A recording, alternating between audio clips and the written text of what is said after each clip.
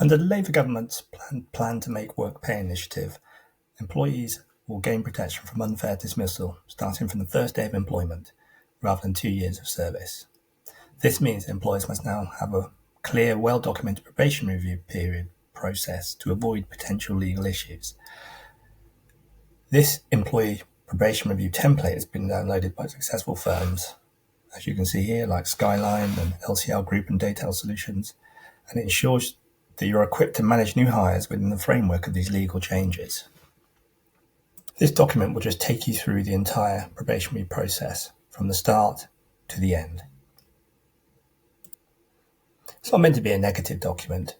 It helps define probationary goals and measures employee progress against clear performance during the probationary period.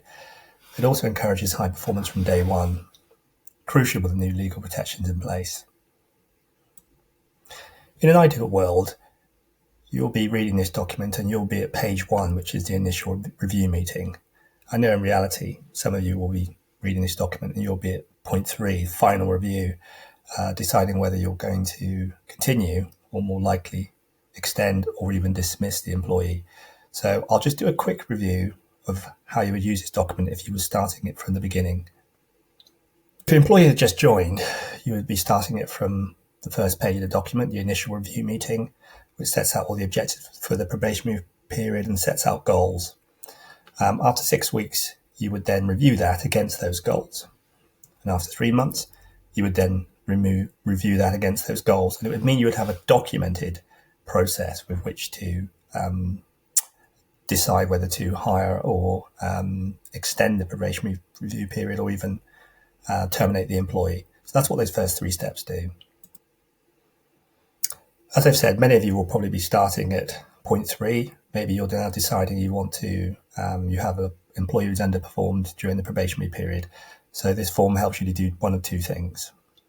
Firstly, you can extend the probationary period, and page 5 has a probation period extension letter, which is the formal template for extending the probation period if additional time is needed for evaluation. At this point, I would then recommend at least you started to use page 1 or page 2 of the document to actually start documenting the performance goals and progress against the goals, and that will allow for a fairer decision at the end of the process. The other situation may be that you want to actually terminate the employee. You think they've just been very unsuccessful. So you would then look at page 6, which is a legally compliant letter template for terminating employment after an unsuccessful probation, following the procedures required under existing employment laws. And it will also ready you for the new upcoming legislation. What's good about this form, the unsuccessful probation letter, is it has a certain set of procedures you need to follow in terms of a first meeting, a second meeting, and sort of documenting your reasons, albeit in retrospect. But this is the best and most formal and legal process according to existing law that you can use. When a new law comes in, you really will need to be working all the way from page 1 of the document right through to page 6. Currently, as I say, employees can't make a claim for unfair dismissal from day 1, so it is lower risk. So a lot of employees go through the process really starting from page 3, going straight to the unsuccessful probation letter and following the processes within that. As you can see below here, if you sort of scroll down to this part, you'll see the actual sample page. You can see the sort of quality and the detail of the document you'll be getting.